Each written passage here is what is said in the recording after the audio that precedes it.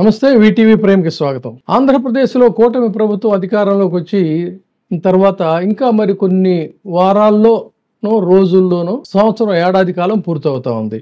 ఏడాది కాలం పూర్తయ్యే లోపే ఏది ఏమైనా సరే జగన్మోహన్ రెడ్డిని అరెస్టు చేయాలనేటువంటి పట్టుదలతో కూటమి ప్రభుత్వం ఉన్నట్టుగా కొన్ని వర్గాలు చెబుతున్నాయి.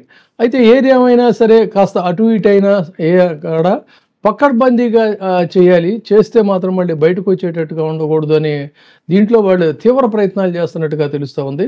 దీనికోసం దాదాపుగా చాలా రోజులుగా అధికార పీఠం ఎక్కిన దగ్గర నుంచి కూడా శూల శోధన అంటారు, ఆ విధంగా శూల శోధన చేస్తూ ఎక్కడ దొరుకుతారా వీళ్ళు అని చెప్పని కూడా వాళ్ళు అన్వేషిస్తున్నటువంటి పరిస్థితి చూసుకున్నట్లయితే ఒకటి కాదు రెండు కాదు, ఏదో ఒక అంశంలో గట్టిగా లోతుగా ఇరికించాలని చెప్పని ప్రయత్నాలు జరుగుతున్నాయి. దానికి సంబంధించి ఇప్పుడు తెర మీదకి వచ్చినటువంటి అంశం ఏంటంటే లిక్కర్ స్కామ్. ఈ లిక్కర్ స్కాములో ఇక దాదాపుగా ఇరుక్కుపోయినట్లే అని చెప్పని తాజాగా మళ్ళీ ఒకవైపు సైమల్టేనియస్గా వక్ఫ్ భూముల వ్యవహారం వచ్చేసరికి హైదరాబాద్లో సాక్షి మీడియా కార్యాలయం వక్ఫ్ భూమి మీద నిర్మించారు అనేటువంటి దాన్ని ఒకటి తాజాగా మళ్ళీ తెర మీదకి తీసుకొచ్చారు. దానికోసమే దీనికి అనుకూలంగా పనిచేస్తున్నారు అనేటువంటి దాన్ని ముస్లింల యొక్క వ్యవహారాన్ని దానికి చెక్ పెట్టడానికి. అది అలా ఉంటే ఆదాని సోలార్ డీల్లో గట్టిగా ఇరుక్కున్నాడు జగన్మోహన్ రెడ్డి ఇక అని చెప్పని చాలా చెలరేగిపోయి అక్కడెక్కడో అమెరికాలో వార్త వచ్చిన వెంటనే ఇక్కడ వాళ్ళ అనుకూల మీడియా కథనాలు రాసేసి ఈయన స్టేట్మెంట్ ఇచ్చేసి పెద్ద ఎత్తున హడావిడి చేశాడు. తీరా చూస్తే వాళ్ళ ఉత్సాహం మీద అక్కడ కేంద్ర ప్రభుత్వం నరేంద్ర మోడీ గారు పూర్తిగా నీళ్లు చల్లేసరికి కొంత నీరు గారిపోయిన పరిస్థితి. ఇక తిరుపతి వ్యవహారం మీద ఏదో ఒక చెలవల పాలవలు సృష్టించి అల్లరి చేద్దాం అనుకుంటే అది కాస్త సుప్రీంకోర్టులో వాళ్ళకే రివర్స్ అయిన పరిస్థితి. అది అలా ఉంటే ఇది జగన్మోహన్ రెడ్డి 14 ఏళ్ల క్రితం నమోదైన మనీ లాండరింగ్ కేసు ఏదైతే ఉందో దాని మీద ఈడీ ఇటీవల 27.5 కోట్ల రూపాయల విలువైన షేర్లని జప్తు చేసినటువంటి పరిస్థితిలో ఈ దాల్మియా సిమెంట్ మీద కూడా ఆరోపణ మొదలైంది.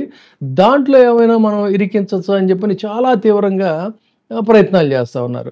ఇవన్నీ ఇలా చేస్తున్నటువంటి సందర్భంలో మొత్తంగా ఇప్పుడు లేటెస్ట్గా ఏంటంటే అసలు తనకి కించిత్ సంబంధం లేదు, ఆ రోజున మనం తీసుకున్నటువంటి మద్యం పాలసీ చాలా పర్ఫెక్ట్ పాలసీ, ఇది ప్రభుత్వమే అమ్మించింది, సకాలంలో షాపులు క్లోజ్ చేసేవాళ్ళు, మహిళలు కూడా గొడవలు చేసేటువంటి వాళ్ళు కాదు.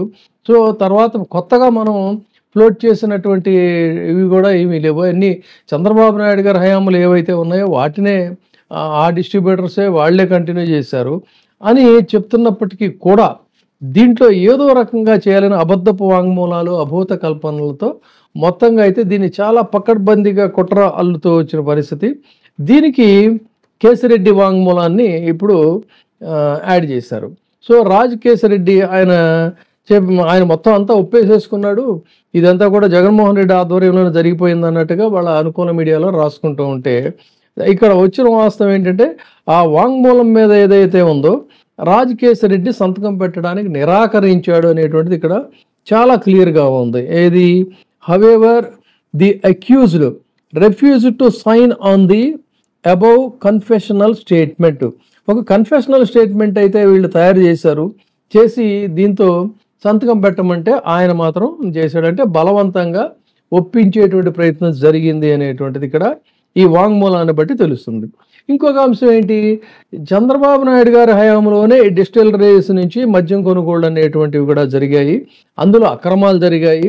4 డిస్టిలరీస్ నుంచి 53.21% కొనుగోళ్లు సాగాయని చెప్పని సిట్టి వెల్లడిస్తే అది జగన్మోహన్ రెడ్డి గారి హయాంలోనే జరిగాయి అనేటువంటి చెప్తూ నెలకి 50 కోట్ల నుంచి 60 కోట్లు వసూలు చేసి ఇచ్చారని ఒక చోట, వాటిని రకరకాలుగా పెట్టుబడి పెట్టారని మరొక చోట, ఇలా పరస్పర విరుద్ధమైనటువంటి ఆరోపణలు చేస్తున్నటువంటి దీంట్లో ఇక్కడ మళ్ళీ పిఎస్ఆర్ ఆంజనేయులు అరెస్ట్ ఒకటి తాజాగా తెర మీదకి తీసుకొచ్చారు. ఈ పిఎస్ఆర్ ఆంజనేయుల వ్యవహారంలో కూడా ఇంకొక రకంగా చేయాలనేటువంటిది ప్రయత్నం జరుగుతుంది. మొత్తంగా చూసుకుంటే లిక్కర్ స్కామ్లో ఇక జగన్మోహన్ రెడ్డి అరెస్టు తప్పదు అనే దాన్ని ఆల్రెడీ వాళ్ళ అనుకూల మీడియా ఇక ఉచ్చు బిగిసిపోయిందని లేకపోతే రంగం సిద్ధమైపోయిందని ఇప్పటికే రకరకాల కథనాలు ఇవన్నీ కూడా మొదలుపెట్టారు.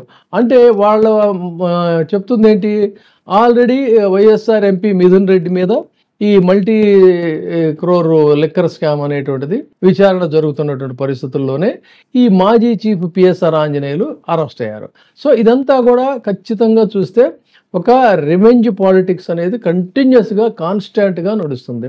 ఈ ప్రతీకార రాజకీయ చర్యల్లో ఒకవేళ ఇన్ కేస్ వాళ్ళు ఉత్సాహపడుతున్నట్టుగా జగన్మోహన్ రెడ్డి అరెస్ట్ అయితే వాళ్ళు చెప్పేటువంటి వాళ్ళ నుంచి వినవస్తున్నటువంటిది ఏంటంటే మొత్తం ఇక కొడితే లేవకుండా దెబ్బ కొట్టేయాలి, పూర్తిగా వైసీపీని కంప్లీట్ ఇది చేసేసేయాలి అని చెప్పని సప్రెస్ చేసేయాలి అనేటువంటి దీంట్లో ఉన్నారు. ఆ రోజు వాళ్ళు చెప్తున్న మాట ఏంటి, ఆ రోజున జగన్మోహన్ రెడ్డిని సోనియా గాంధీ అరెస్ట్ చేయించినప్పటికీ కూడా అదంతా కూడా పార్టీ కంటిన్యూ చేయడానికి ఆ రోజున వాళ్ళ చెల్లెలు ముందుకు వచ్చింది.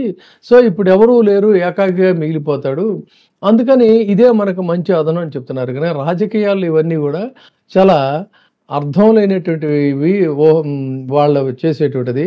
రాజకీయాలు ఎప్పుడు కూడా నాయకులు అనేటువంటి వాళ్ళు నిన్న జగన్మోహన్ రెడ్డి గారే చెప్పారు వాళ్ళ పిఎస్సి మీటింగ్లో, ఇది పోరాటాల నుంచి వచ్చినటువంటి పార్టీ అని చెప్పని. సో ఎక్కడైతే ఒక చెప్పుకోలేనటువంటి ఇబ్బందికర పరిస్థితులు ఉంటాయో ఆ ఇబ్బందికర పరిస్థితుల నుంచే ఒక నాయకుడు అనేటువంటి వాడు ఇప్పుడు కూడా పైకి వస్తాడు.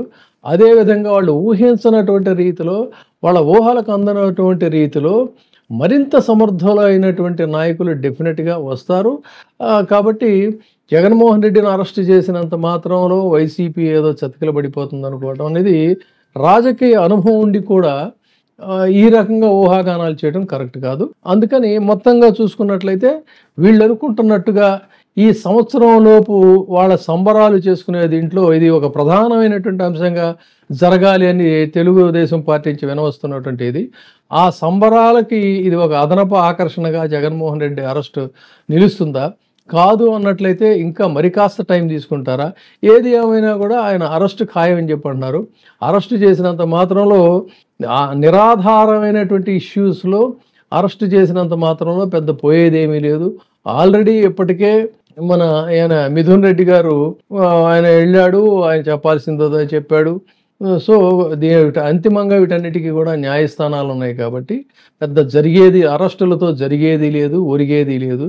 అందుకని ఈ నేపథ్యంలో జగన్మోహన్ రెడ్డి అభిమానులు కానీ ఆ పార్టీ శ్రేణులు కానీ నిరుత్సాహపడాల్సిన అవసరం లేదు. బహుశా నేను అనుకోవడం వాళ్ళు కూడా మెంటల్గా ఇదంతా ప్రిపేర్ అయ్యి ఉన్నారు కాబట్టి మరింత రెట్టించిన ఉత్సాహంతోనే పనిచేస్తారు తప్ప ఎక్కడ డీలా పడిపోయే అవకాశం లేదు. ఎందుకంటే డీలా పడిపోవాల్సినటువంటి టైం కూడా దాటిపోయింది. డీలా పడ్డారు, తిరిగి మళ్ళీ తేరుకొని మళ్ళీ శక్తియుక్తులన్నీ కూడా తీసుకొని ఒక పోరాట పటిమతోనే ముందుకెళ్తున్నారు. దానికి కూడా కారణం ఏంటంటే వాళ్లే రెచ్చగొట్టారు. కొన్నాళ్ళు సైలెంట్గా ఉందాం అనుకున్నటువంటి శక్తుల్ని అకారణంగా వాళ్ళని రెచ్చగొట్టి అక్రమ కేసులు పెట్టి వాళ్ళ మీద నిందాపూర్వకమైనటువంటి వ్యాఖ్యలు చేసి వెంటపడి వేధించి ఆ శక్తులన్నిటినీ కూడా ఒక పోరాట శక్తులుగా మార్చారు తెలుగుదేశం పార్టీ వారు అని చెప్పొచ్చు.